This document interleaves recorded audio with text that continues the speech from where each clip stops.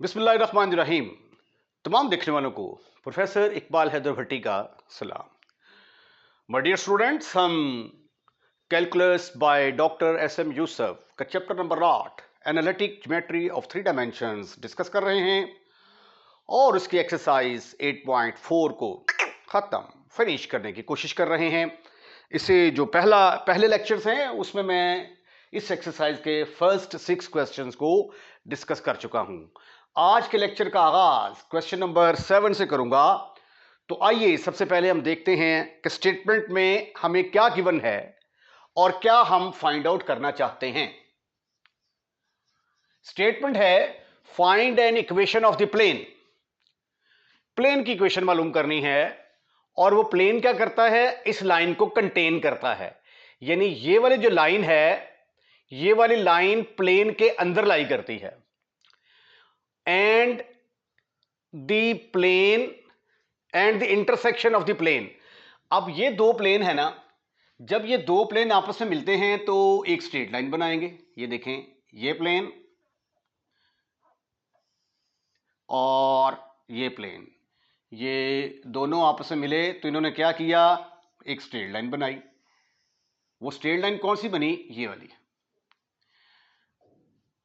तो ऐसा प्लेन जो इस लाइन को कंटेन करता हो, जो ऐसा प्लेन जो पास करता हो, इन दोनों प्लेन्स को जोड़ने से जो लाइन बनती है उस लाइन ऑफ इंटरसेक्शन को कंटेन करता हो, और ये वाली लाइन जो है ये उस प्लेन के अंदर लाई करती हो। तो पहले तो हम ये लिखते हैं कि ऐसा प्लेन जो इस लाइन को, जो इनकी प्लेन ऑफ इंटरसेक्शन से मुराद यह है कि लाइन, ऐसा प्लेन जो इनकी प्लेन ऑफ इंटरसेक्शन को कंटेन करता है, उसका फार्मूला क्या है। Equation of the plane, equation of the plane through the line of intersection, through the line of intersection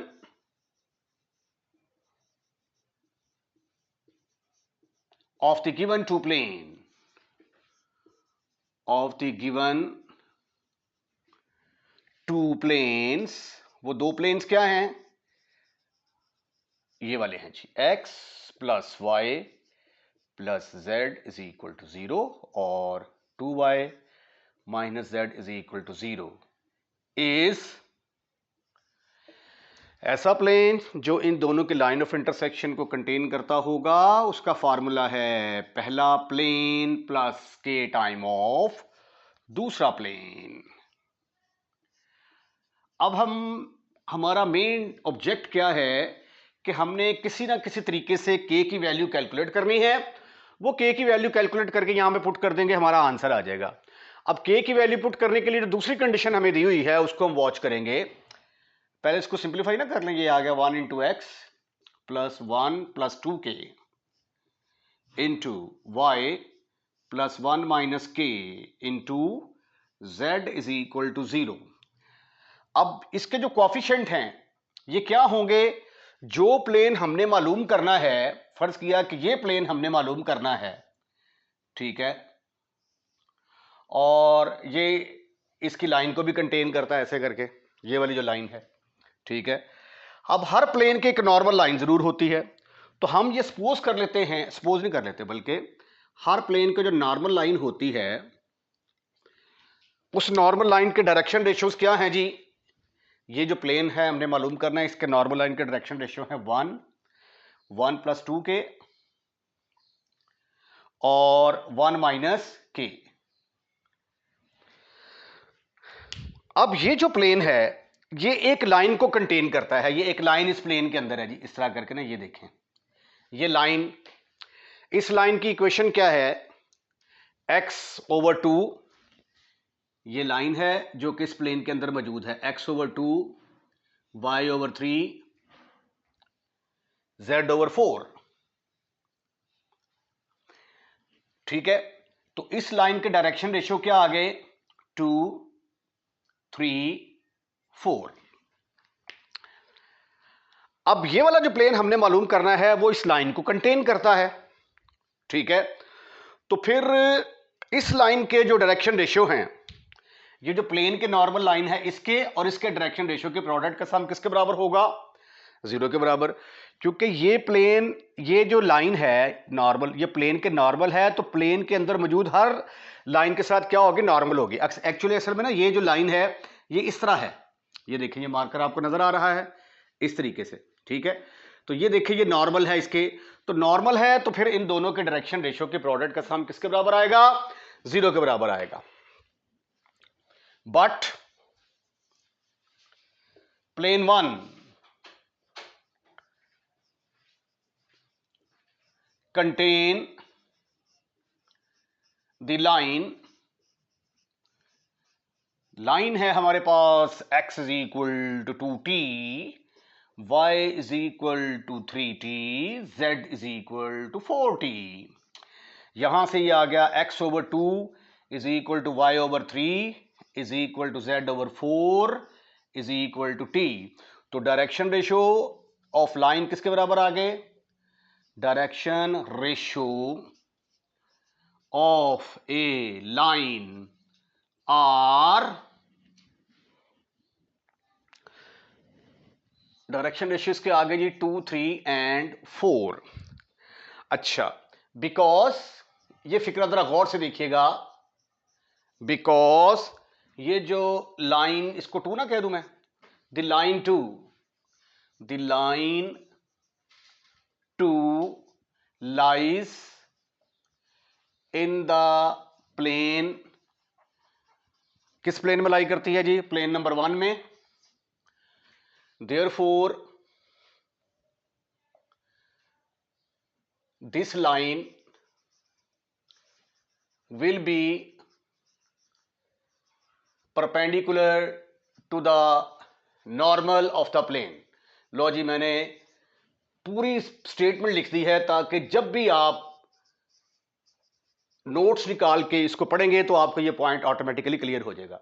तो इसका मतलब ये हुआ कि ये दोनों आपस में परपेंडिकुलर हैं, तो फिर इनके डायरेक्शन रेशियो के प्रोडक्ट का सम 0 के बराबर आएगा। 2 into 1 प्लस 3 into 1 plus 2 के प्लस 4 into 1 minus के इज इक्वल टू 0। यह आ गया 2 plus 3 plus 4 plus 6k minus 2k is equal to 0। 7 plus 4 plus 3 7 plus 2 9, तो 4k is equal to minus 9 के बराबर आ गया, and k is equal to minus 9/4। अब हम क्या करेंगे? इस k को उठाकर 1 में पुट करेंगे in order to get our answer. ये यहां पे मिस्टेक है थोड़ी सी, यहां पे 4k आएगा और ये 2k 9/2।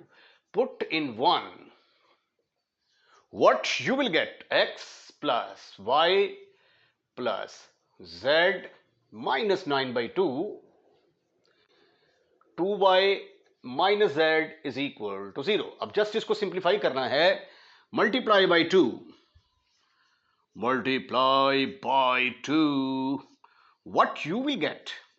2x plus 2y, 2 से मल्टीप्लाई करने के बाद ये आ गया 2z minus 18y minus minus plus 9z is equal to 0।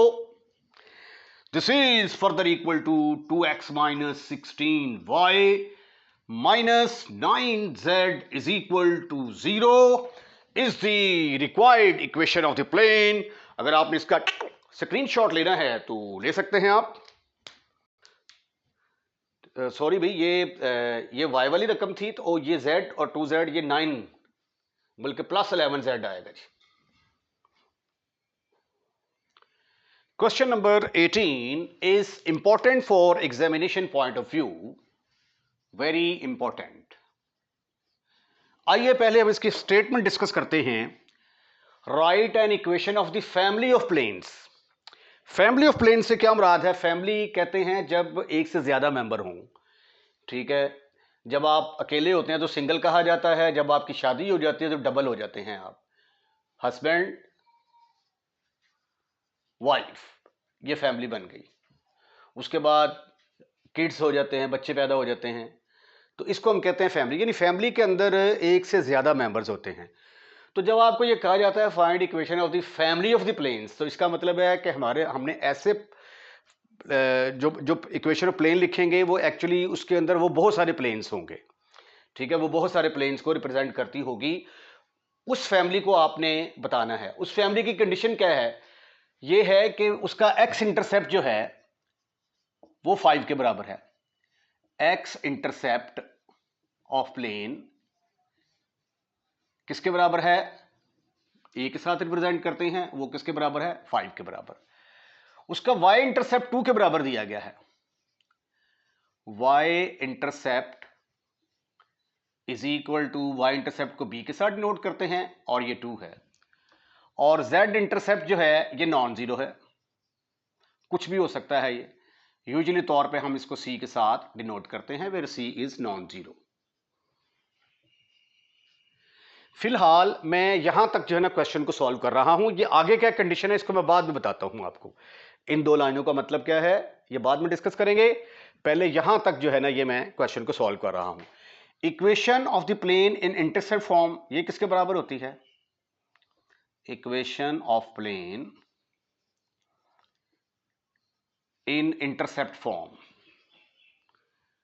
Intercept form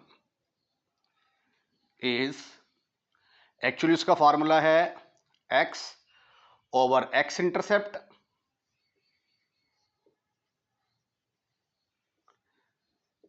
y plus y over y intercept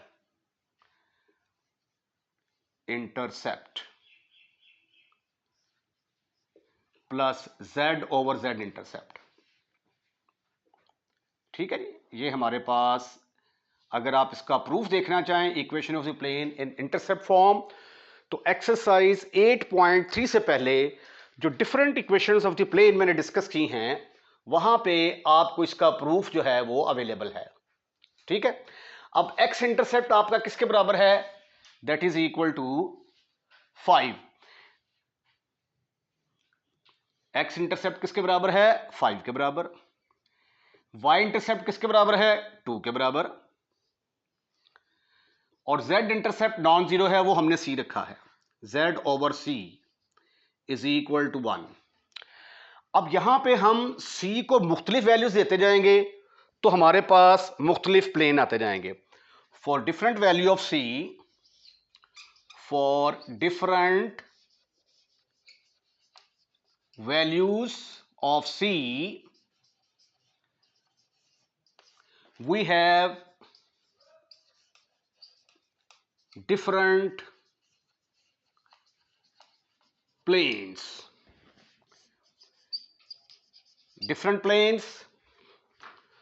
whose, अच्छा c को तो आप चेंज करते जाएंगे तो 5 और 2 तो जो है यानी x इंटरसेप्ट और y इंटरसेप्ट तो यही रहेगा, लेकिन c चेंज होता जाएगा। मसले देखें, c की जगह पे हो सकता है आप 1 पुट कर दें, 2 पुट कर दें, 3 पुट कर दें, 4 पुट कर दें, 5 पुट, 6 7 8 सो ऑन, -1 -2 -3 -2 -3 कुछ भी पुट कर सकते हैं। तो ये 1 पुट करेंगे एक प्लेन आ जाएगा, दूसरा पुट करेंगे 2 प्लेन, तीसरा पुट 3 पुट करेंगे तीसरा प्लेन, तो ये हमारे पास एक से ज्यादा प्लेन आ गए ना, तो इसलिए ये किस चीज को रिप्रेजेंट कर रहा है, फैमिली ऑफ प्लेन को। Therefore 1 represent family of planes, therefore 1 represent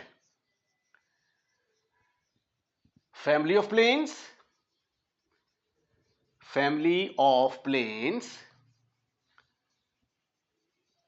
whose x intercept,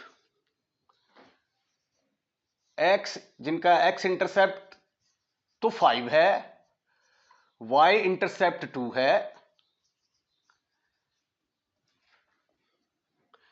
और c is non-negative, any non any non C is any non-zero number, non-zero number। ठीक है, यहां तक तो क्वेश्चन को हमने सॉल्व कर दिया। अब आगे कंडीशन क्या है, आगे वो कहता है find the members of the family, ऐसे मेंबर इसमें से, अब इसमें से आपने ऐसे मेंबर चूज करने हैं जो इसके साथ क्या हो, परपेंडिकुलर हो। ठीक है, नाउ इसका इस one can be written as, one can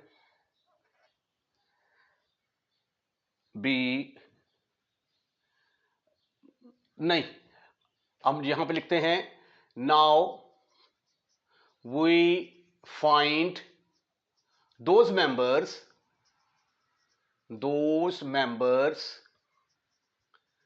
which are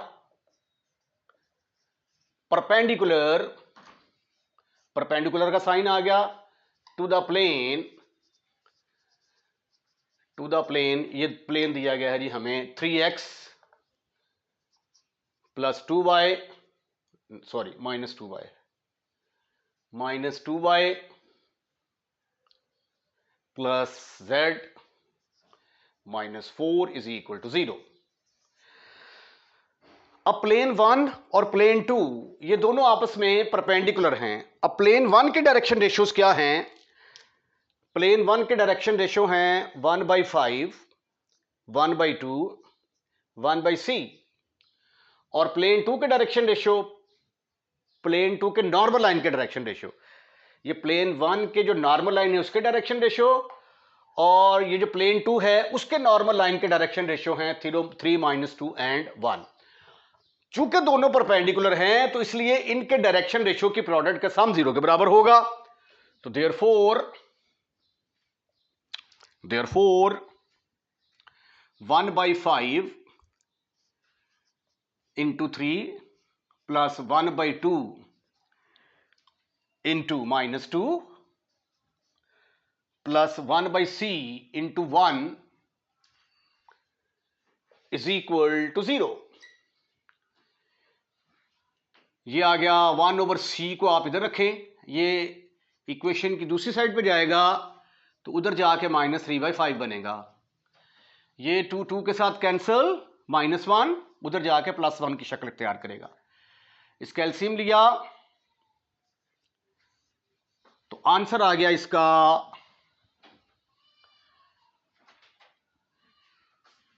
5 में से 3 निकाले, बाकी रह गए 2, तो 2/5। तो c की वैल्यू किसके बराबर आ गई, 5/2 के बराबर आ गई।